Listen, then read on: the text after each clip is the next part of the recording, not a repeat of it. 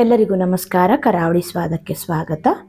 ಇವತ್ತಿನ ವಿಡಿಯೋದಲ್ಲಿ ತುಂಬಾ ಸಿಂಪಲ್ ಆಗಿ ಕೆಲವೇ ನಿಮಿಷದಲ್ಲಿ ರುಚಿಯಾದ ಕ್ಯಾಬೇಜ್ ಪಲ್ಯನ ಹೇಗೆ ಮಾಡೋದಂತ ತೋರಿಸ್ಕೊಡ್ತಾ ಇದ್ದೀನಿ.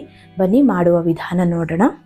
ಮೊದಲಿಗೆ ಸ್ಟವ್ ಮೇಲೆ ಒಂದು ಕಡಾಯಿ ಇಟ್ಟು 1-2 ಚಮಚ ಆಗುವಷ್ಟು ಎಣ್ಣೆ ಹಾಕಿ, ಎಣ್ಣೆ ಬಿಸಿ ಆದಮೇಲೆ 1/2 ಚಮಚ ಸಾಸಿವೆ, 1 ಚಮಚ ಉದ್ದಿನಬೇಳೆ, 1 ಚಮಚ ಆಗುವಷ್ಟು ಕಡಲೆಬೇಳೆ, ಹಾಗೆ 1/2 ಚಮಚ ಆಗುವಷ್ಟು ಜೀರಿಗೆನ ಹಾಕಿ ಸ್ವಲ್ಪ ಇದನ್ನು ಫ್ರೈ ಮಾಡ್ಕೊಳ್ಬೇಕು.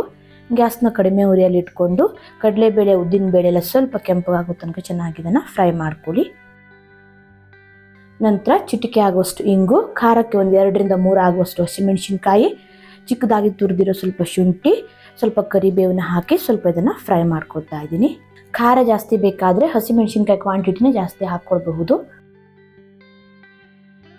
ಸ್ವಲ್ಪ ಇದನ್ನು ಬಾಡಿಸ್ಕೊಂಡು ನಂತರ ಇದಕ್ಕೆ ಈರುಳ್ಳಿನ ಸೇರಿಸ್ಕೊಳ್ತಾ ಇದ್ದೀನಿ. 2 ಮೀಡಿಯಂ ಸೈಜ್ ಈರುಳ್ಳಿನ ಚಿಕ್ಕದಾಗಿ ಕಟ್ ಮಾಡಿ ಹಾಕಿ ಸ್ವಲ್ಪ ಕೆಂಪಗಾಗೋ ತನಕ ಈರುಳ್ಳಿನ ಚೆನ್ನಾಗಿ ಹುರ್ಕೊಳ್ಳಿ. ಈರುಳ್ಳಿನ ಸ್ವಲ್ಪ ಫ್ರೈ ಮಾಡ್ಕೊಂಡ್ಮೇಲೆ ನಂತರ ಇದಕ್ಕೆ ಕಟ್ ಮಾಡಿ ಇಟ್ಕೊಂಡಿರೋ ಕ್ಯಾಬೇಜ್ ಅಥವಾ ಎಲೆಕೋಸನ್ನ ಹಾಕೊಳ್ತಾ ಇದ್ದೀನಿ. ರುಚಿಗೆ ತಕ್ಕಷ್ಟು ಉಪ್ಪು, 1/4 ಚಮಚ ಆಗುವಷ್ಟು ಅರಿಶಿನ ಪುಡಿನ ಹಾಕಿ ಮಿಕ್ಸ್ ಮಾಡ್ಕೊಳ್ತಾ ಇದ್ದೀನಿ.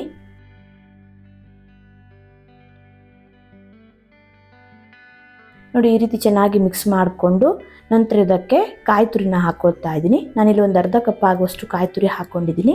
ಕಾಯಿ ತುರಿನ ಸ್ವಲ್ಪ ಜಾಸ್ತಿ ಹಾಕೊಳ್ಳೋದ್ರಿಂದ ಟೇಸ್ಟ್ ಚೆನ್ನಾಗಿರುತ್ತೆ. ಹಾಗೆ 1-2 ಚಮಚ ಆಗುವಷ್ಟು ನೀರನ್ನು ಚಿಮ್ಮಿಸ್ತಾ ಇದ್ದೀನಿ. ನೀವು ಎಣ್ಣೆಲೇ ಫ್ರೈ ಮಾಡ್ಕೊಳ್ಬಹುದು. ನಾನು ಸ್ವಲ್ಪ ಎಣ್ಣೆ ಕಡಿಮೆ ಹಾಕಿರೋದ್ರಿಂದ 1-2-3 ಚಮಚ ಆಗುವಷ್ಟು ನೀರು ಹಾಕಿ ಬೇಯಿಸ್ಕೊಳ್ತಾ ಇದ್ದೀನಿ. ಎಲೆಕೋಸು ಬೇಗ ಬೇಯೋದ್ರಿಂದ 4-5 ನಿಮಿಷ ಬೇಯಿಸ್ಕೊಂಡ್ರೆ ಸಾಕು. ಎಲ್ಲವನ್ನು ಹಾಕಿ ಚೆನ್ನಾಗಿ ಮಿಕ್ಸ್ ಮಾಡಿಕೊಂಡು ಗ್ಯಾಸ್ನ ಕಡಿಮೆ ಉರಿಯಲ್ಲಿ ಇಟ್ಕೊಂಡು 4-5 ನಿಮಿಷ ಚೆನ್ನಾಗಿ ಬೇಯಿಸ್ಕೊಳ್ಬೇಕು. ಮಧ್ಯದಲ್ಲಿ ಅವಾಗವಾಗ ತಿರುಗಿಸ್ತಾನೆ ಇರಿ, ಇಲ್ಲಾಂದ್ರೆ ತಲೆ ಹಿಡ್ಕೊಳ್ಳೋ ಚಾನ್ಸಸ್ ಇರುತ್ತೆ. 8-10 ನಿಮಿಷಕ್ಕೆಲ್ಲ ಈ ಪಲ್ಯ ರೆಡಿ ಆಗಿಬಿಡತ್ತೆ, ಬೇಗನೆ ಮಾಡ್ಕೊಳ್ಬಹುದು. ನೋಡಿ, ಕ್ಯಾಬೇಜ್ ಚೆನ್ನಾಗಿ ಬೆಂದಿದೆ. ಸ್ಟವ್ನ ಆಫ್ ಮಾಡಿಕೊಂಡು ಕೊನೆಗೆ ನಾನಿಲ್ಲಿ ಚಿಕ್ಕದಾಗಿ ಕಟ್ ಮಾಡಿರೋ ಸ್ವಲ್ಪ ಕೊತ್ತಂಬರಿ ಸೊಪ್ಪನ್ನು ಹಾಕಿ ಮಿಕ್ಸ್ ಮಾಡ್ಕೊಳ್ತಾ ಇದ್ದೀನಿ. ನೋಡಿ, ಇಷ್ಟೇ, ತುಂಬಾ ಸುಲಭದಲ್ಲಿ ಮಾಡ್ಕೊಳ್ಬಹುದು. ಮಸಾಲೆ ರುಬ್ಬೋದಾಗಲಿ ಅಥವಾ ಬೇಳೆನೆಲ್ಲ ಬೇಯಿಸಿ ಹಾಕೋದಾಗಲಿ ಏನು ಮಾಡಬೇಕಂತಿಲ್ಲ. ತುಂಬಾ ಸುಲಭದಲ್ಲಿ ಮಾಡ್ಕೊಳ್ಬಹುದು. ಸಿಂಪಲ್ ಆಗಿ ಮಾಡಿದ್ರೂ ಅಷ್ಟೇ ರುಚಿಯಾಗಿರುತ್ತೆ. ನಾನು ಇವಾಗ ಸರ್ವ್ ಮಾಡಿ ತೋರಿಸ್ತಾ ಇದ್ದೀನಿ.